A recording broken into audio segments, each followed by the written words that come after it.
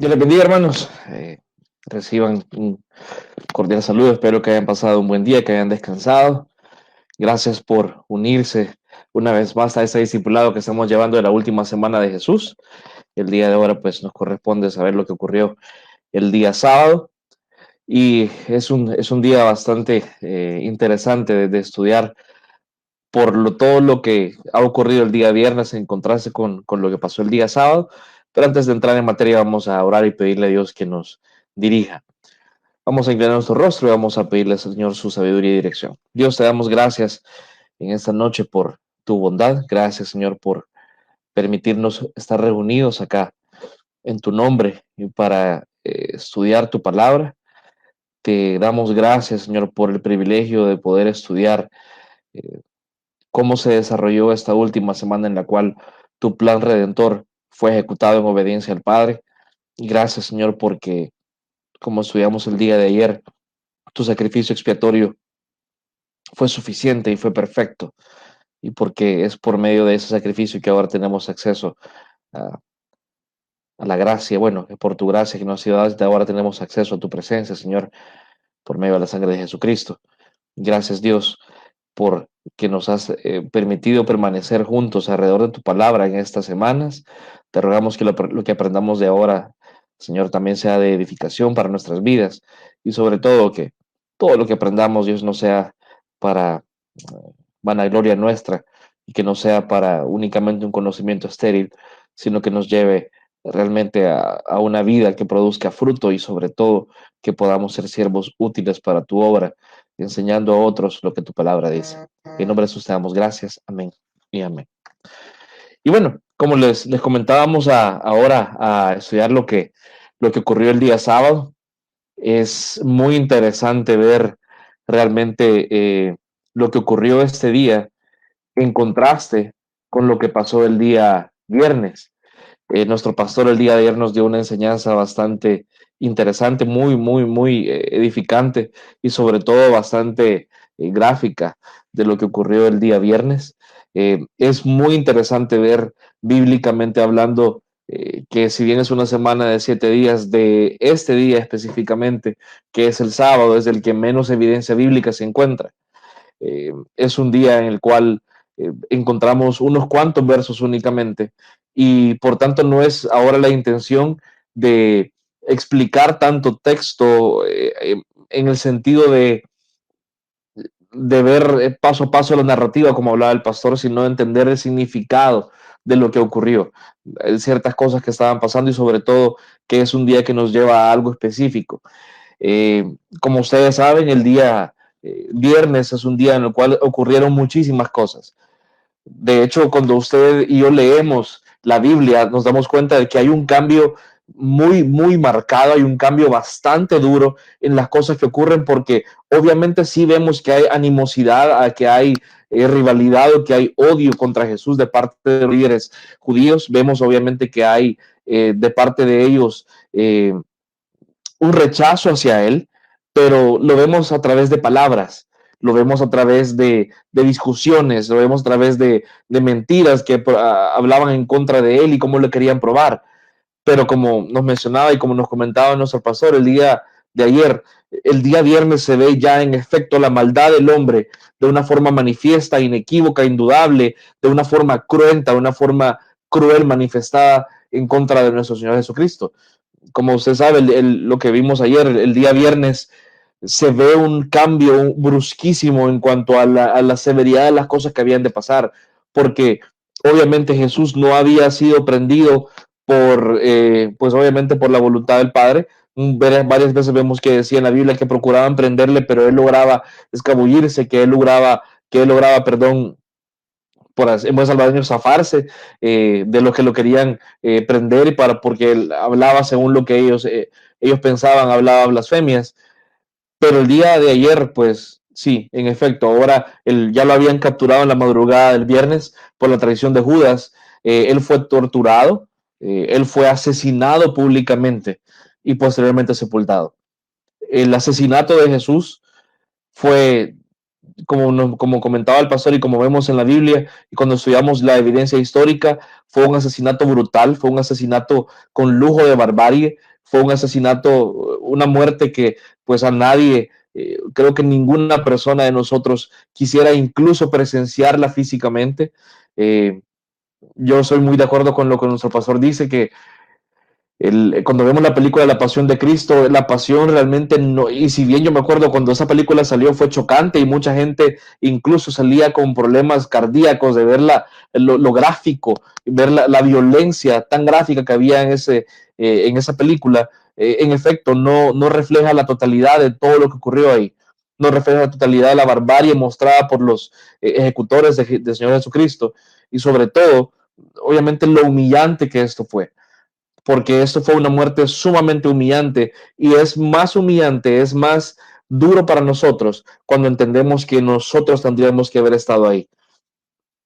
El momento de la cruz fue un momento que nunca se había dado antes porque el Dios soberano, el Dios justo, el Dios santo había depositado su ira contra su Hijo.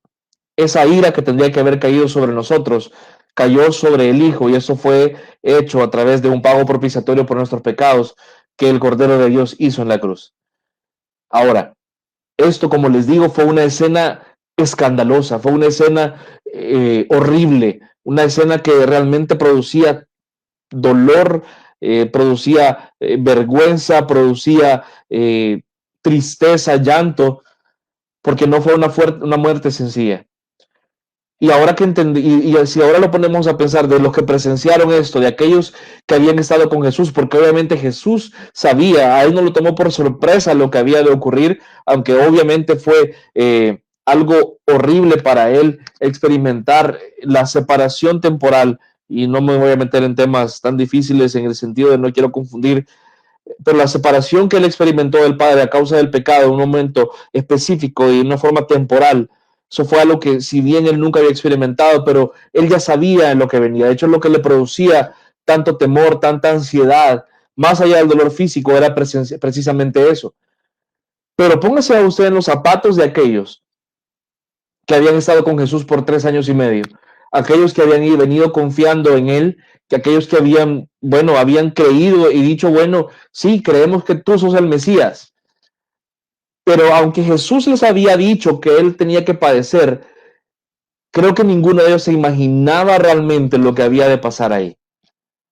Vemos las actitudes de muchos y específicamente, por ejemplo, de Pedro. Pedro negó a Jesús y como que hubiese ignorado lo que tenía que pasar. ¿Se imagina usted haber seguido a alguien por 3 años y medio, haber estado con esa persona, haber presenciado que hacía milagros y haber de hecho llegado a creer y decir, este es el Mesías, este es el Hijo de Dios, Él es el Salvador de este mundo, Él es el Cordero que Dios ha mandado? Pero de repente ver un día que este mismo Jesús es asesinado, que este Jesús es muerto a causa y a manos de hombres de una forma tan cruenta. Eso produjo temor en ellos y de modo que ellos se dispersaron. Ellos se guardaron, se fueron cada quien y incluso la Biblia dice que muchos de ellos en cuestión de días regresaron a lo que habían vivido toda su vida. Es decir, todos esos que habían pasado años con Jesús, de repente vieron que lo mataron, lo asesinaron y regresaron a sus vidas como que no había pasado nada. De hecho, para los líderes judíos, viéndolo de otro punto de vista, ya ellos pensaban que habían logrado su cometido.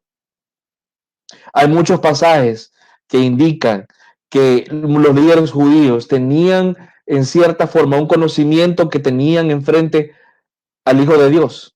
De hecho, las parábolas que Jesús dio contra ellos en esta semana, que está su última semana, específicamente el día martes, daba a entender que ellos sabían, no ignoraban que Jesús era el Hijo de Dios y que aún así lo asesinaron.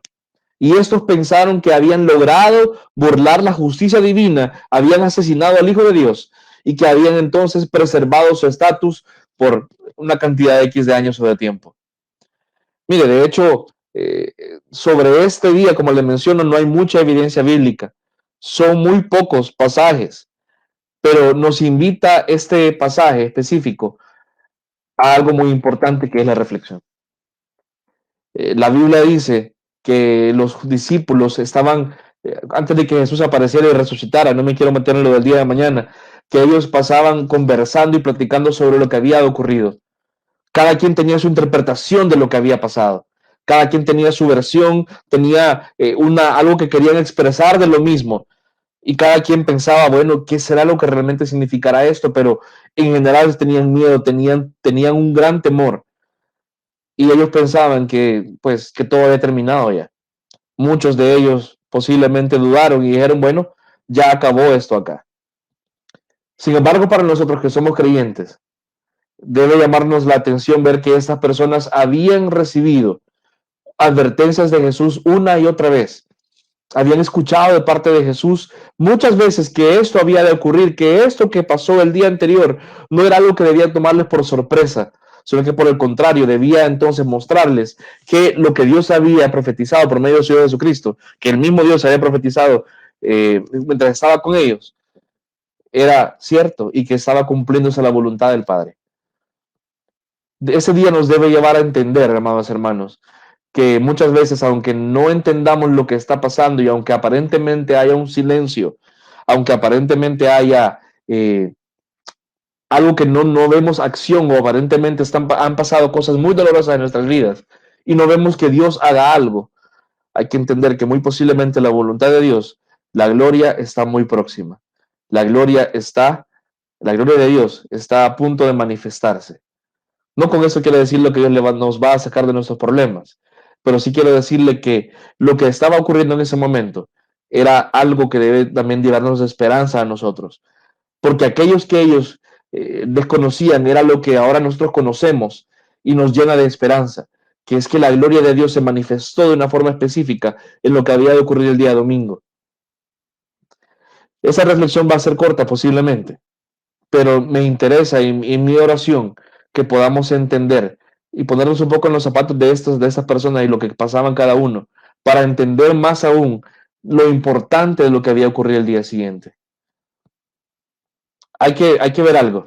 Y de hecho, el único pasaje que se muestra en las escrituras respecto a lo que ocurrió ese día y que se registra que pasó específicamente ese día, se encuentra en Mateo 27, el Evangelio de Mateo, capítulo 27, versículo del 62 en adelante.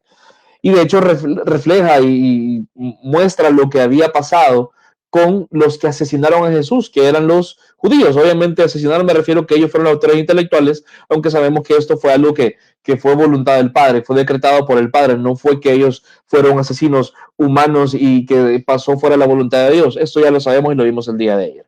Leemos la palabra de Dios, dice Mateo 27, 62. Al día siguiente, que es el día después de la preparación, desde el viernes, se reunieron ante Pilato los principales sacerdotes y los fariseos y le dijeron, Señor, nos acordamos que cuando aquel engañador aún vivía, hablando de Jesús, después de 3 días, después de 3 días resucitaré. Por eso, ordena que el sepulcro quede asegurado hasta el tercer día, no sea que vengan sus discípulos, se lo roben y digan al pueblo, ha resucitado entre los muertos. Y el último engaño sea peor que el primero. Estaban diciéndole, mira Pilato, yo me acuerdo que este dijo que le iba a regresar el tercer día y yo no quiero que los discípulos de este vayan a meterle mentiras al pueblo, entonces déjanos que seguimos bien esto.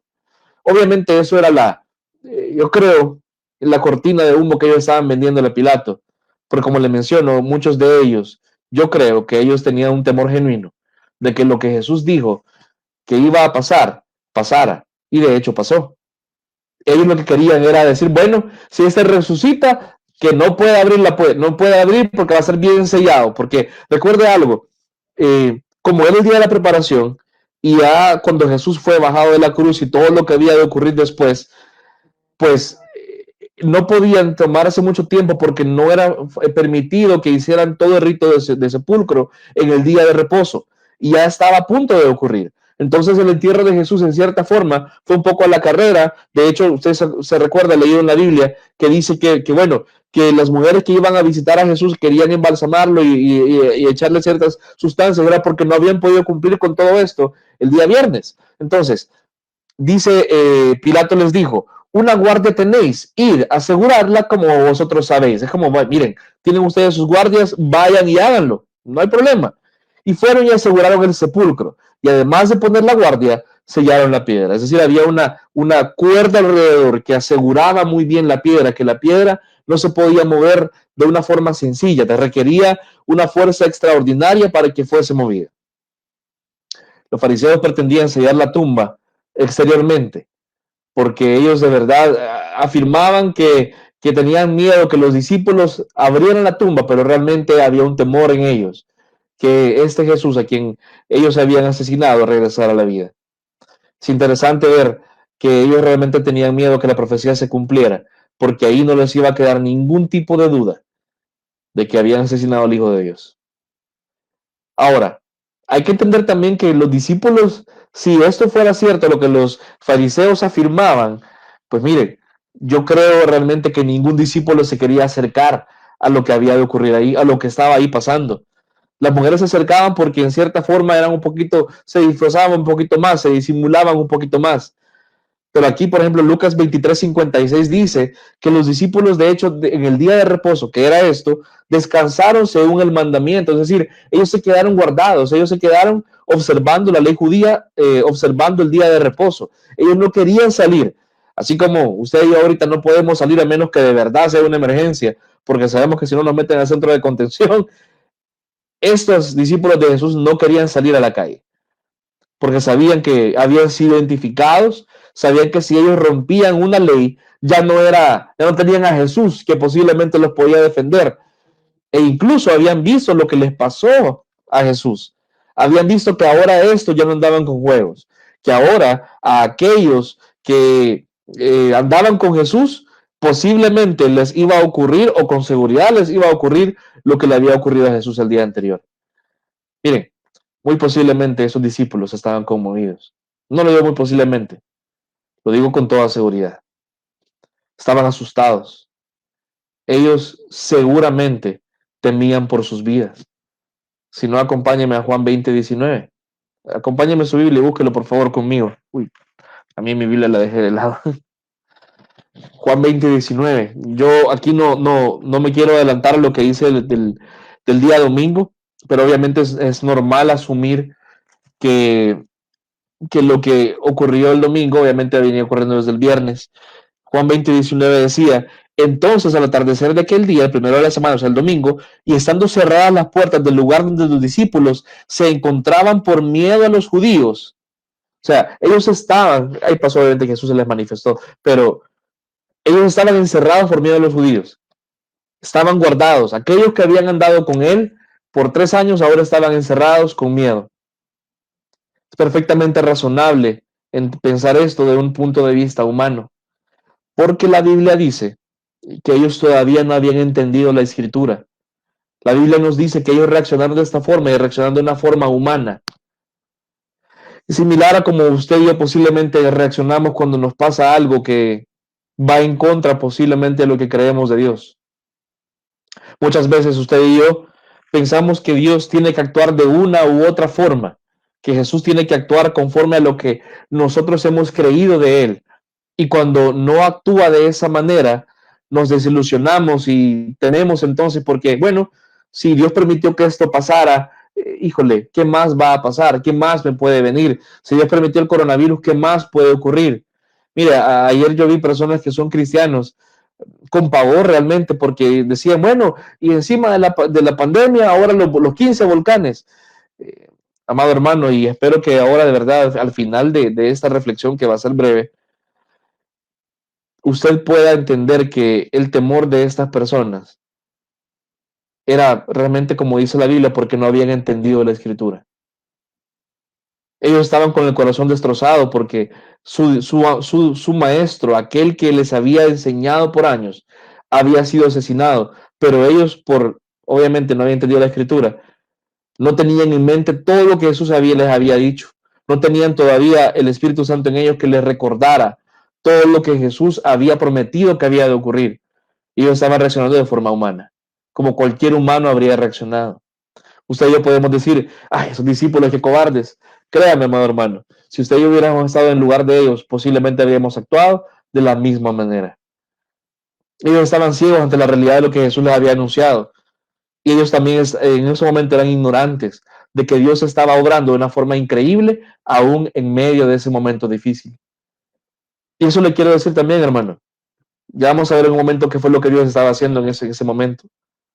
Yo lo que le quiero decir, y obviamente no quiero estirar la aplicación de este pasaje, pero cuando Dios actúa de una forma que posiblemente no entendemos, debe usted recordar, y yo debo de recordar también, y todos debemos de recordarnos unos a los otros, que el plan de Dios está por encima de cualquier acción que hayamos tenido.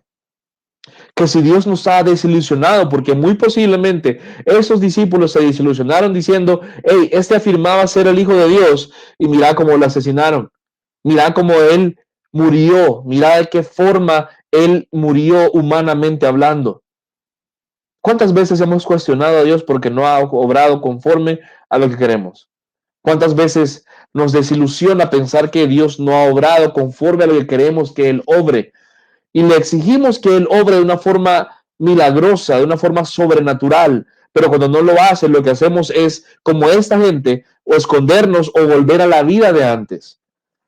¿Cuántos lamentablemente viven una vida que no refleja el carácter de una persona que por años ha sido enseñado por el maestro, porque se desilusionaron porque en algún momento el maestro Jesús, el Mesías, no obró como que ellos querían? Porque aparentemente Dios actuó de una forma débil a no interceder por ellos como ellos hubieran querido. Posiblemente estos discípulos hubieran querido que Jesús se bajara de la cruz y acabara con ellos, o que vinieran los ángeles y mataran a todos los enemigos. Pero Jesús sabía que él estaba cumpliendo la voluntad del Padre. De igual forma en nuestras vidas, si Dios no está obrando de la forma que queremos que Él obre, es porque Él está llevando a cabo su eterna y perfecta voluntad, que no responde a nuestros pensamientos y berrinches limitados y humanos. Yo por encima de todo me pongo a pensar qué habrá estado pasando por la mente de Pedro. Y le invito a que por un momento piense usted qué estaba pasando por la mente de este que impulsivamente, este que tenía una bocota de un gran tamaño, viene y dijo Jesús, Señor, yo te voy a acompañar hasta la muerte, yo voy a estar contigo, yo te voy a defender. Pero el momento de venir, de verdad, la hora de las horas, le negó 3 veces. Y no solamente le negó de una forma, digamos, verbal, normal, sino que Pedro, dice la Biblia, que en la tercera vez que le negó, él profirió maldiciones para decir que no era de ellos.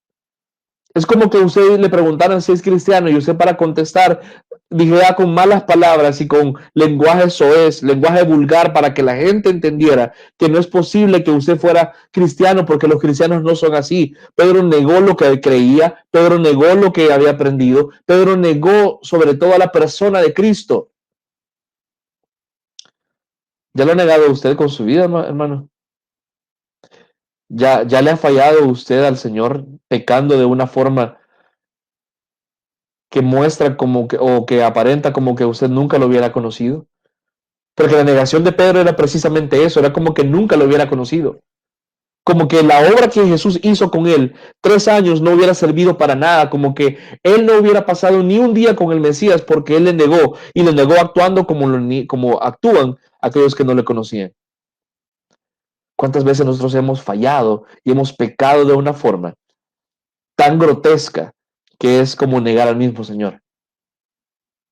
¿Se imagina lo que había estado pasando Pedro? ¿Cómo reacciona usted? ¿Qué hace usted cuando falla? ¿Qué hace usted cuando peca? ¿Qué hace usted cuando usted es consciente que ha negado al Señor con su vida? Ya vamos a regresar a eso en un momento. Solo le dejo con esa pequeña reflexión porque todo eso estaba pasando. Pedro no tenía a Jesús ya físicamente para irle a pedir perdón. Pedro no podía ir y arreglar las cosas con el maestro. Y estaba pensando, bueno, si él es el Hijo de Dios y de verdad resucita, híjole, me va a ir súper mal porque voy a tener que enfrentarlo si él de verdad era esto. Y si no, si él no regresa y si él no resucita como dijo que lo había de hacer, entonces yo desperdicié años de mi vida. Claro, no era un día fácil, hermanos.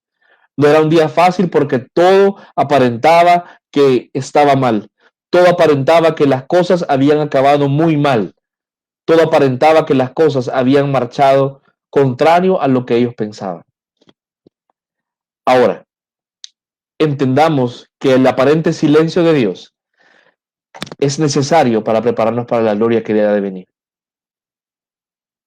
El aparente silencio de Dios cuando Dios no obra o cuando Dios nos mete en situaciones en las cuales estamos siendo formados o estamos sufriendo y no vemos una respuesta manifiesta de Él, debemos entender que hay algo que Él está haciendo, aunque no lo veamos. Y con eso no estoy diciendo que Él va a resolver todos sus problemas, no, pero que siempre hay una gloria de Dios que ha de manifestarse, que ha de venir. Ahora, muchos tienen la pregunta, bueno, ¿dónde estuvo Jesús cuando Él murió?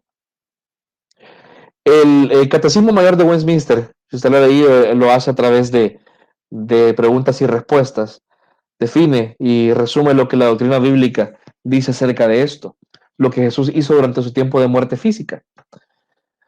Dice, ¿cómo se humilló Cristo después de la muerte? Bueno, la humillación de Cristo después de la muerte consistió en ser sepultado, en continuar en el estado de la muerte y bajo el poder de esta hasta el tercer día, lo que ha sido expresado otras veces en estas palabras: descendió al infierno. Obviamente, ahí vamos a entender un poquito qué significa eso, porque si bien no vamos a estudiar todo detenidamente, sí hay que entender qué fue lo que ocurrió. En primer lugar, Jesús murió, sí, definitivamente Él murió, pero hay que entender que Él murió físicamente en cuanto a su naturaleza humana. Ahora, la pregunta que surge ahí, y lo vamos a ver posiblemente al final, bueno, pero si Jesús era verdaderamente hombre y verdaderamente Dios, entonces murió también su parte divina. Vamos a ver que no. De hecho, con estas cosas obviamente son temas complicados en teología y uno únicamente puede conjeturar o puede suponer, porque son cosas que no son claras en la Biblia, pero con base en la teología sana que debemos tener, hay que entender que él, en su naturaleza divina, no podía morir, porque la naturaleza divina no muere, dejaría de ser Dios. Entonces su humillación consistió en que él sí murió físicamente hablando. Su naturaleza física estaba cesada, había cesado su existencia física. Y de hecho él estuvo bajo el poder de la muerte. Y que él descendió, ya vamos a ver, al infierno, pero no de una forma como lo hacen los pecadores, sino que por una razón muy específica. De hecho, la Biblia en Hebreos nos dice que Jesús probó la muerte. Mire qué interesante lo que dice Hebreos 2.9. Hebreos 2.9 dice que, bueno, dice, pero vemos a aquel que fue hecho un poco inferior a los ángeles, es decir, a Jesús, coronado de gloria y honor a causa del padecimiento de la muerte, para que por la gracia de Dios probara la muerte por todos. Era necesario que la probase para vencerla. De hecho, la Biblia dice que él estuvo bajo el dominio de ella temporalmente, es decir, que estuvo en ese dominio. No me refiero a que la muerte fue mayor que él, sino que estuvo en ese reino, estuvo bajo esos principios de la muerte, porque él obviamente físicamente no estaba vivo en ese tiempo. Dice Hechos 2.24, a quien Dios resucitó, poniendo fin a la agonía de la muerte, puesto que no era posible que él quedara bajo el dominio de ella. Usted y yo entendemos que la muerte física de Jesús y estuvo obviamente anunciada desde antes y fue también, es la confirmación, por ejemplo, de la profecía y de la tipología que se ve en el Evangelio de Mateo, capítulo 12, cuando habla de que Jesús había de estar bajo la tierra, así como Jonás estuvo en el pez. Mateo 12:40, si me acompañan, por favor. Dice Mateo 12. Porque como estuvo Jonás en el vientre del monstruo marino 3 días y 3 noches, así estará el Hijo del Hombre 3 días y 3 noches en el corazón de la tierra. Obviamente, usted ya sabe, como hemos explicado anteriormente, ya se ha explicado que no se refiere acá a que son 3 días literales de 24 horas, sino que como él estuvo una porción del día viernes, estuvo todo el día sábado y una porción del día domingo, bajo un principio de interpretación, un principio de lingüístico y sobre todo una costumbre judía, se constituía como un día completo. Ahora, él cumplía ese principio porque él estuvo literalmente en el corazón de la tierra. Ahora, esto no se refiere a que él estuvo físicamente, sino que él descendió y él cumplió con una función muy importante cuando lo hizo. De hecho, la primera carta de Pedro nos lo hace de una forma más detallada. Y quiero que me acompañen, por favor, y busquen sus Biblias. Primera carta de Pedro 3, del 18 en adelante. Primera de Pedro 3, del 18 en adelante.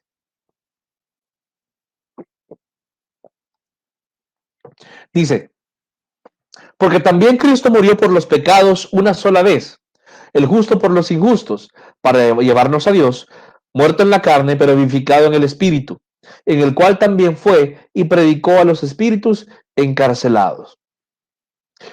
Cuando Cristo murió, se debe entender que, y como hemos visto también en el Evangelio, ¿se acuerda usted de la parábola de Rico y Lázaro?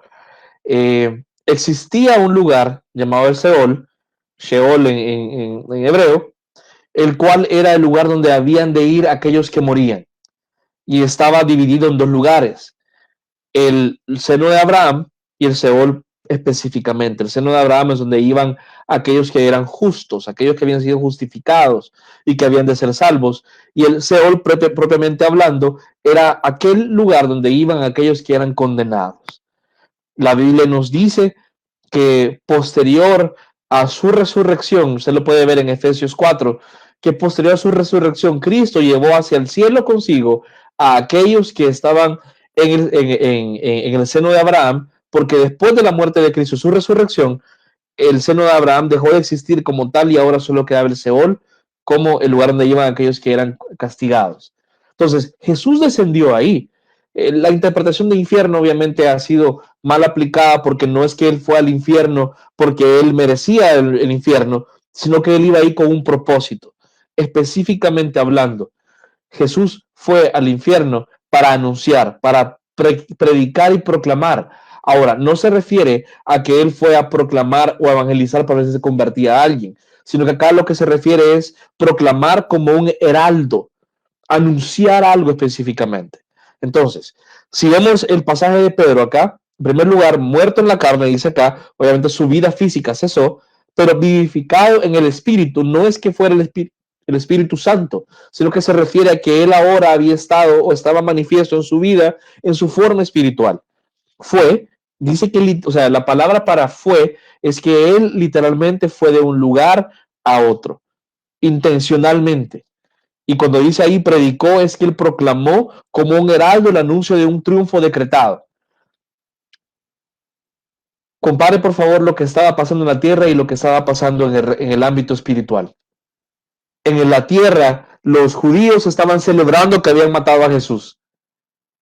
En la tierra, los discípulos estaban con temor porque decían, bueno, se acabó todo esto y ya no hay nada más. Pero Dios, Cristo, la persona de Cristo, en su forma espiritual, estaba en el mismo Seol anunciando su triunfo, anunciando el triunfo que él había logrado en la cruz. De hecho, podemos, tres cosas específicamente que él anunciaba. Primero, su triunfo sobre el pecado. Romanos 6:5 nos dice, porque si hemos sido unidos a él en la semejanza de su muerte, ciertamente lo seremos también en la semejanza de su resurrección. Sabiendo esto, que nuestro viejo hombre fue crucificado con él, para que nuestro cuerpo de pecado fuera destruido. Jesús estaba anunciando que el pecado había sido destruido en la cruz. En segundo lugar, anunciando como un heraldo su triunfo sobre la muerte. Primera de Corintios 15:54. Pero cuando esto corruptible se haya vestido de incorrupción y esto mortal se haya vestido de inmortalidad, entonces se cumplirá la palabra que está escrita. Devorada ha sido la muerte en victoria. ¿Dónde está, oh muerte, tu victoria? ¿Dónde, oh sepulcro, tu aguijón? Y sobre todo, que Cristo estaba proclamando su victoria sobre los demonios, Satanás y la condenación en el infierno. Colosenses 2:15 lo dice muy claro y dice, y habiendo despojado los poderes y autoridades, hizo de ellos un espectáculo público, triunfando sobre ellos por medio de él en la cruz. Lo que aparentemente era una derrota en el reino, digamos, material, terrenal, estaba ocurriendo algo muy importante en el reino espiritual. Aquí obviamente estamos sacando doctrina de un tema en el cual la Biblia no es clara en cuanto a cronología o en cuanto al orden de las cosas. Sin embargo, la Biblia dice, como le mencionaba en Pedro, que él sí descendió a anunciar estas cosas. Obviamente no había de predicarles el evangelio. Muchos creen que él bajó a predicar el evangelio a aquellos que no se habían convertido. Eso va en contra, obviamente, del contexto remoto de la Biblia, porque obviamente en la parábola de Rico y Lázaro vemos que ya una vez una persona ha muerto, esa persona ya lo que pudo hacer en vida ya termina. Pero sí es importante ver que el Cristo que había, o este Jesús que había sido asesinado de una forma humillante, estaba proclamando su victoria. Lo que había sido una derrota humanamente hablando, había sido realmente una victoria a nivel espiritual. El sábado para nosotros, amado hermano, es un día difícil, es un día muy complicado, porque es un día que posiblemente tenemos que pasar en otras situaciones de nuestra vida algo similar. Para nosotros, obviamente, ya ahora lo vemos hacia atrás. Los discípulos lo pasaron en carne viva. Ellos no podían hacer nada más que esperar a ver qué podía pasar. Algunos recordaban que Jesús había dicho que al tercer día, y bueno, a ver qué va a pasar. Es difícil esperar. Es difícil realmente esperar porque uno quisiera hacer algo. Y como le dije al principio, este día es bien interesante enseñarlo porque la evidencia bíblica es bien corta. Yo quisiera, y no es que yo quisiera, sino que no tiene realmente una enseñanza activa, sino que es más la espera de lo que había de ocurrir.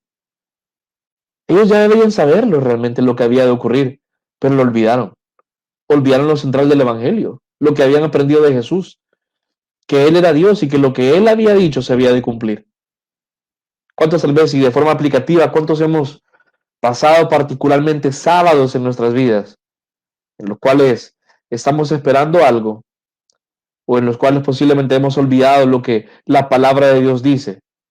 O más difícil aún, estamos pasando un momento en el cual estamos sufriendo porque ignoramos lo que la palabra de Dios dice.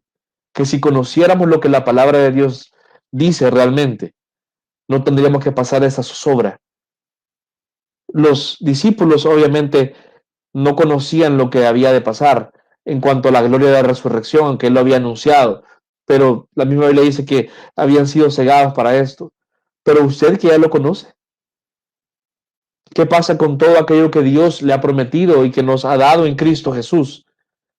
Pero estamos viviendo una zozobra, que ahorita que estamos pasando una situación difícil por el tema ese del coronavirus, estamos realmente con más temor de qué va a pasar con la economía mundial y no tememos por lo que va a pasar con nuestras almas.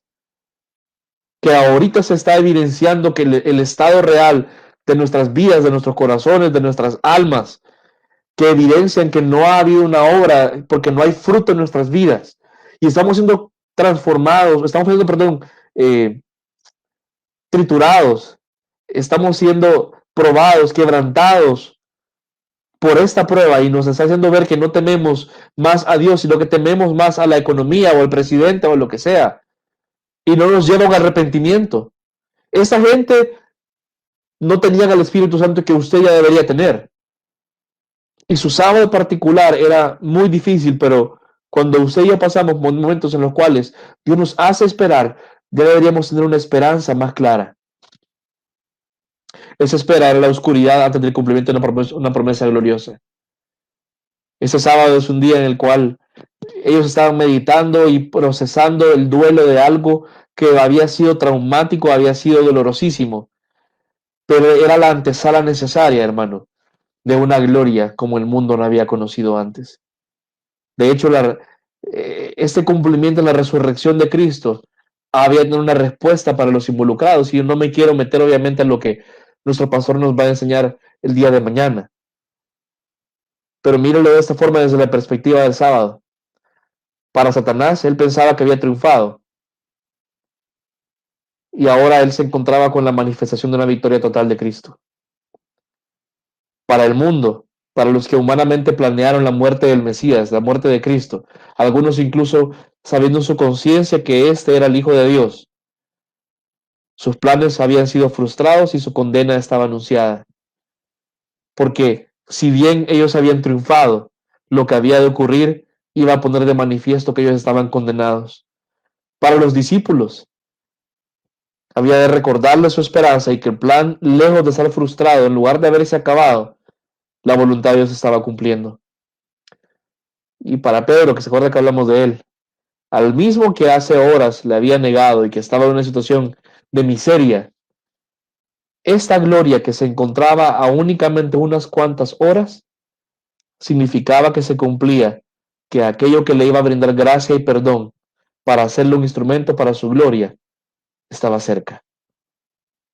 El sábado es un día difícil, es un día triste, es un día que nos lleva a la reflexión, pero para los cristianos significa también esperanza, la esperanza de la gloria manifiesta. Nosotros ahora sabemos que Cristo resucitó y esta gloria manifiesta se encuentra no adelante, sino detrás de nosotros, pero muchas veces se nos olvida esa esperanza que debe producir en nosotros. Y se nos olvida sobre todo que nuestra seguridad todavía se ha de manifestar en algo, una promesa que todavía está por cumplirse. Nosotros vivimos en lo que muchos teólogos llaman el ya, pero aún no, que sabemos que estamos seguros en él, pero todavía no se ha manifestado la forma perfecta de esa esperanza que tenemos, que un día vamos a ser resucitados a una vida nueva con Jesús y que vamos a estar siempre con él. Yo os quiero cerrar esta reflexión, hermano, que como le digo, era muy corta, que únicamente quería invitarlo a que usted se identificara con los discípulos, que se identificara con Pedro, para que el mensaje de mañana sea todavía más de bendición para usted y para mí. Mire qué impactante lo que dice la Biblia en primera carta de Juan, capítulo 3. Dice, mirad cuán gran amor nos ha otorgado el Padre, para que seamos llamados hijos de Dios. Y eso somos. Por eso el mundo no nos conoce, porque no le conoció a Él. Amados, ahora somos hijos de Dios. Mire esto. Y aún no se ha manifestado lo que habremos de ser, porque sabemos que cuando Él se manifieste, seremos semejantes a Él, porque le veremos como Él es. Y todo el que tiene esa esperanza puesta en Él se purifica, así como Él es puro. Si bien sabemos que el día de mañana vamos a conmemorar, la resurrección de Cristo, no pierda la esperanza. Que así como estos discípulos pasaron un día muy difícil porque no sabían qué había de pasar, les recuerdo que usted sí sabe lo que pasó y sabe lo que va a pasar. Esa esperanza que tenemos en su manifestación gloriosa, esa esperanza que tenemos en que un día vamos a ser resucitados a una nueva vida de una forma ya práctica, manifestada en un cuerpo y una mente renovada conforme a su gloria. Todo ese sufrimiento va a tener sentido. Amado hermano, si usted ha pasado momentos difíciles, porque posiblemente está pensando qué difícil está el mundo, qué pasa si este mundo acaba, más allá de afligirle, hermano. Yo no estoy diciendo que eso es así, sino que me refiero que si Dios en su infinita sabiduría decidiese que el fin estuviera de verdad cerca, usted debe entender dos cosas. Que sea como sea, si usted de verdad ha nacido de nuevo, usted está seguro en Él porque tiene esa esperanza en Él. Y dos, así como los que pensaban que habían vencido sobre el Mesías, la resurrección para ellos había de significar que realmente estaban derrotados. Entienda usted que no hay enemigo, no hay cosa en este mundo o fuera de este mundo que no haya de ser puesto por estado al pie del Mesías. Estamos seguros en Él. Así que le invito únicamente a que no decaiga en su esperanza, a que no decaiga en el sábado que posiblemente está pasando usted, en aquel momento en el cual no ve las cosas claras, sino que vaya usted a lo que el Señor ya habló. Así como los discípulos habrían tomado mucha más esperanza, se hubieran recordado y se hubieran afirmado en lo que el Mesías ya les había dado, que usted y yo podamos afirmarnos en esto, que el Mesías ya nos dio. Gracias, hermano, por mantenerse en sintonía de sus discipulados. Como le digo, era una reflexión corta y espero que ese día podamos prepararnos para lo que va a ser el día de mañana. Que juntos como iglesia de igual forma vamos a ayunar en, en conmemoración de ese día tan glorioso en el cual nuestro Señor resucitó. Yo tengo, pues igual abro el espacio para preguntas por si alguien tiene alguna duda de lo que hemos hablado el día de ahora o si alguien tiene algún comentario, pastor, no sé si tú querés agregar algo de esto, y si no, dejamos abierto acá para preguntas. Sí, no, estamos bien. No sé si hay algún hermano que quiera hacer alguna pregunta, la puede hacer ahora. Yo creo que la poca evidencia escritural, o no creo obviamente, sino que lo afirmo, Dios fue intencional definitivamente dejando tan poca evidencia escritural del día sábado, porque de verdad que no hay casi nada de lo que pasó ese día. Sí, claro. De hecho, es como un paralelo también, como tú decías. Eh, Así como Dios descansó de la obra de la creación, ahora permite un día de reposo en el que podamos descansar en la obra de Cristo, previo a su resurrección, ya la obra terminada, ¿verdad? Como lo veíamos el día de ayer. Y a pesar del silencio, creo que eh, nos dice mucho. Es un tiempo de reflexión, es un tiempo eh, de entender nuevamente la obra, no algo tan rápido o algo tan momentáneo, sino de reflexionar y de la esperanza. Gloria al Señor, que nosotros ya conocemos cómo continúa la historia, eh, pero ha de haber sido un momento muy crítico para aquellas personas que estuvieron viviendo en los tiempos de Jesús, sin duda. Creo que hay unas Correcto. cosas por ahí. Sí, de hecho, bueno, mi amada esposa, que siempre hace preguntas bien interesantes, dice, en cuanto al seno de Abraham, ¿estaba allí la presencia de Dios? Lo pregunto porque estaba en el centro de la tierra. Eh, pues sí, en efecto, podemos afirmar categóricamente que la presencia de Dios estaba ahí porque, bueno, en el momento, o no sé si la pregunta es cuando Jesús estuvo ahí o antes. Eh, yo de igual forma, aún antes de que Jesús hubiera estado, no era un lugar de castigo como va a ser el infierno, de incluso el infierno eh, va a ser un lugar obviamente de tormento, pero si vemos por ejemplo el Salmo 139, que es un pasaje que muchos toman como mesiánico en ciertas cosas, habla que la misma luz del Señor no hay ningún lugar donde no esté manifiesta. Obviamente, hablando en este momento del seno de Abraham, el infierno es otro tema porque la presencia manifiesta de Él no va a estar ahí. En cuanto a su presencia, hay que entender que la omnipresencia de Dios eh, hace imposible que exista algo fuera de Él físicamente hablando. No puede existir algo fuera de Él porque entonces estamos hablando de un lugar donde Él no sería Dios. Entonces, aún el mismo infierno va a estar contenido dentro de Dios, pero no su presencia manifiesta no va a estar ahí. Entonces, en el seno de Abraham, sí afirmamos que su presencia, perdón, estaba ahí. No hay un lugar, de hecho, porque la misma tierra está contenida dentro de él. Pastor, corregime tú, si me equivoco, si hay algo que me falte ahí. Sí, a veces la postura que se maneja es de que el único atributo que va a estar desplegándose en el infierno es la ira de Dios, Correcto. ¿verdad? Entonces, sí, como dice Mario, todo está en Dios, ¿verdad? No hay nada que pueda estar fuera de él, el tiempo, el espacio, todo está en Dios. Y, y sí, correcto, así como tú dices. Ok, la hermana Fabi dice, si algún creyente genuino muere, se va al paraíso, y cuando uno creyente se va al infierno. Si esto es así, ¿cómo juzgará el Señor cuando venga a los que están en el infierno? Vaya, muy buena pregunta, hermana Fabi. De hecho, es una pregunta en teología bien interesante. Eh, Hay algunos, en primer lugar, en cuanto a los creyentes, hay algunos que creen porque la Biblia habla de que cuando Jesús venga de nuevo, Él va a resucitar primeramente los que han dormido en Él. Hay algunos, por ejemplo, los adventistas creen que los muertos en Cristo están dormidos, están inconscientes. Hay algunos que creen en el estado intermedio, que estamos en la presencia y si nos morimos ahorita, estamos en su presencia, pero no de una forma consciente, de una forma con una plena conciencia, porque obviamente no hemos sido resucitados en gloria todavía. Eh, Ahora, de igual forma hay evidencia que lo afirma, por ejemplo, Jesús le dijo al ladrón que estaba con él que en ese mismo momento iba a estar con él en el paraíso. Muchos autores afirman que lo que se refería era que iba a estar con él en el seno de Abraham. para ser llevado posteriormente al cielo, como vamos a ver. Yo voy a contestar otra pregunta respecto a eso en un momento. Ahora, hay que entender que los que morían después de Cristo obviamente iban al Seol, pero este lugar que pues existe físicamente junto con la tierra van a ser echados al lago de fuego. Entonces, cuando el Señor juzgue, obviamente va a haber una segunda muerte, que es la que se refiere a la Biblia, que es ya el lugar del castigo y tormento eterno.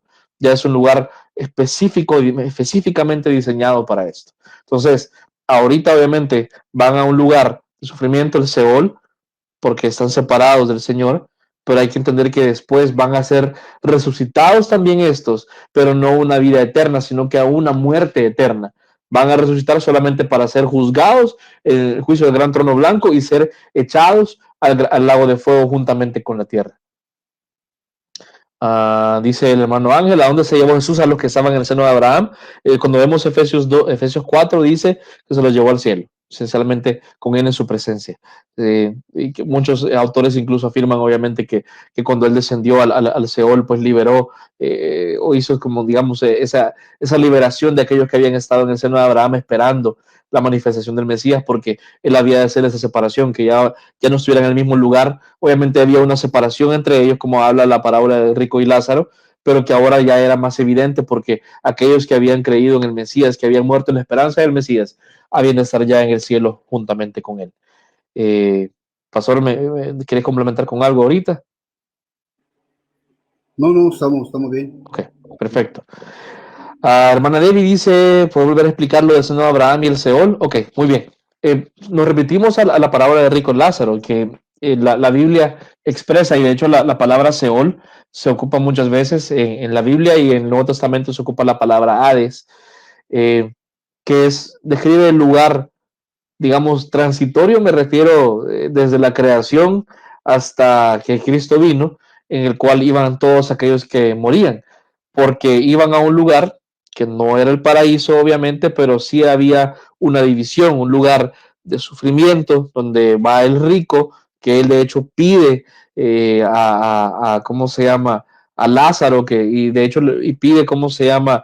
En ese momento, poder comunicarse con el exterior, con los vivos, para decirles que se arrepientan. Si quieren, vamos a buscar en la Biblia. Solamente déjenme ajustar acá a ver si lo puedo compartir. Ok, ¿se ve la pantalla? Dice acá, había cierto hombre rico que se vestía de púrpura y lino fino, celebrando cada día fiestas con esplendidez, y un pobre llamado Lázaro yacía a su puerta cubierto de llagas. Escribe acá, Abraham incluso estaba en ese mismo lugar. Recuerden obviamente el significado de Abraham para los judíos, y gritando dijo, Padre Abraham, ten misericordia de mí, envía a Lázaro para que moje la punta de su dedo en agua y refresque mi lengua, pues estoy en agonía en esta llama. Es decir, había una división, había una división clara entre ambos lugares. Y aquí obviamente él estaba en el Hades y estaba el otro en el seno de Abraham, o sea, un lugar que, si bien era parte del Seol, pero era un lugar donde no estaban en sufrimiento, sino que estaban con Abraham, según lo que menciona acá. Entonces, Abraham le dijo, hijo, recuerda que durante tu vida recibiste tus bienes, y Lázaro igualmente males, pero ahora él es consolado aquí y tú estás en agonía. O sea, les describe a ustedes que ellos estaban sufriendo en tormentos. Y además de todo esto, hay un gran abismo puesto entre nosotros y vosotros, de modo que los que quieran pasar de aquí a vosotros no pueden, y tampoco nadie pueda cruzar de allá a nosotros. Entonces él dijo, te ruego pues, padre, que lo envíes a casa de mi padre, pues tengo 5 hermanos, de modo que él los prevenga, para que ellos no vengan también a ese lugar de tormento. Pero Abraham dijo, ellos tienen a Moisés y a los profetas, que los oigan. Es decir, miren, nadie puede regresar a anunciar, ya si alguien murió, ya no puede regresar a advertir, ya se les fue dada la ley, los profetas, y escuchen la escritura. Y él dijo, no, padre Abraham, sino que alguno va a ellos de entre los muertos, se arrepentirán. Mas Abraham le contestó, si no escuchan a Moisés y a los profetas, tampoco se persuadirán si alguno se levanta de entre los muertos. O sea, aquí Santo Dios. Ok, aquí lo que menciona y lo que nos da a entender, obviamente, que había una separación entre ambos lugares. Si Jesús mismo lo estaba enseñando, obviamente podemos entender y podemos afirmar que había verdad en eso y que es algo que existía específicamente hablando. Ahora, la Biblia sí dice en Efesios 4, se los voy a mostrar acá. 4:8, si no me equivoco, que es. Bueno, Efesios 4:8 sí dice, por tanto, bueno, a cada uno de nosotros, el 7, se nos ha concedido la gracia conforme a la medida del don de Cristo. Dice el 8, por tanto dice, cuando ascendió a lo alto, llevó cautiva una hueste de cautivos y dio dones a los hombres. Esa expresión ascendió, ¿qué significa? Sino que él también había descendido a las profundidades de la tierra. ¿Okay? Entonces, básicamente, está hablando de cuando Cristo descendió y que cuando él ascendió, se llevó consigo, una hueste de cautivos, los que estaban cautivos en el seno de Abraham, que obviamente los llevó ya con él al cielo.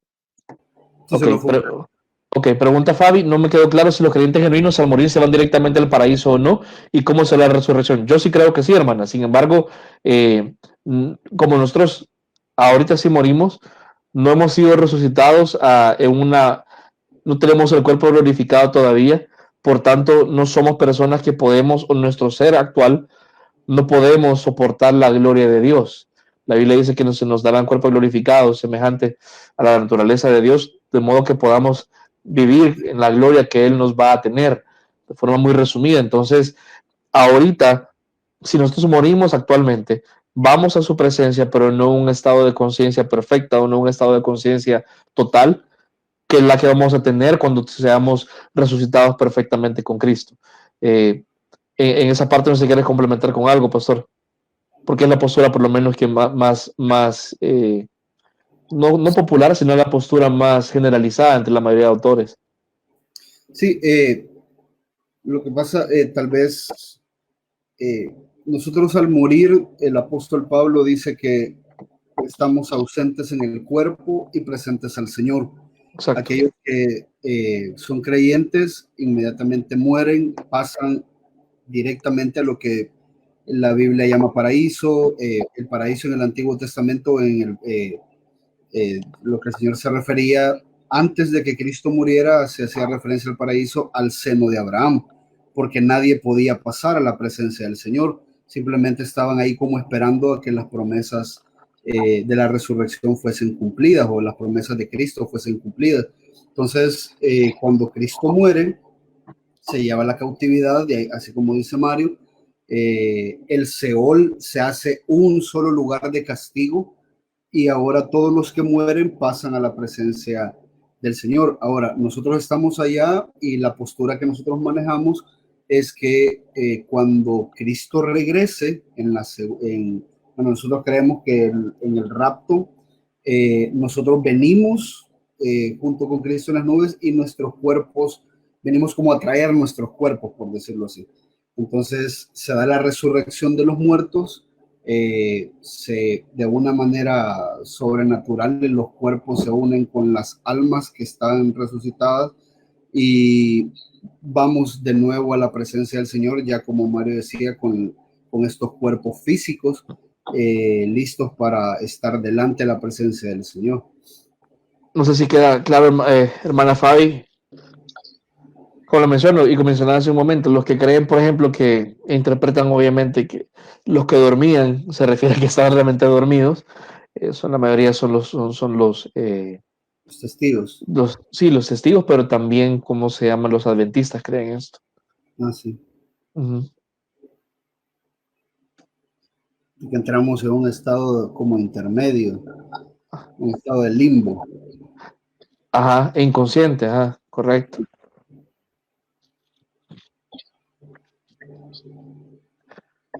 ¿Alguna pregunta más? No sé si en Facebook hay alguna pregunta más. Ah, bueno, dice Rich, chequeas tú, está claro. Sí, yo sé que esas eran las preguntas más las que no me imaginaba. Perfecto, de nada. Chivísimo, creo que no hay más preguntas, pastor. Okay. Ok, entonces vamos a cerrar con una oración, hermanos, para despedirnos y para podernos preparar. No sé, pastor, si igual después tú quieres dar alguna instrucción con respecto a mañana, algún tipo de aclaración, si no, pues cerramos Sí, cuando tú digas. Ok, vamos a orar entonces.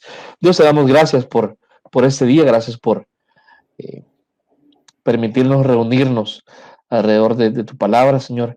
Si bien lo que se muestra en la Biblia respecto a lo que pasó el sábado de esta última semana es poco, entendemos lo poderoso que es el poder reflexionar en tu obra, poder reflexionar en todo lo que tú hiciste, poder reflexionar en aquello que pasó, de modo que lo que aparentaba ser una derrota, al cabo de unas horas, Señor, se iba a mostrar en ser una victoria total, se iba a mostrar ser el cumplimiento de lo que tú habías dicho y que por tanto nuestra fe iba a ser confirmada, iba a ser probada verdadera.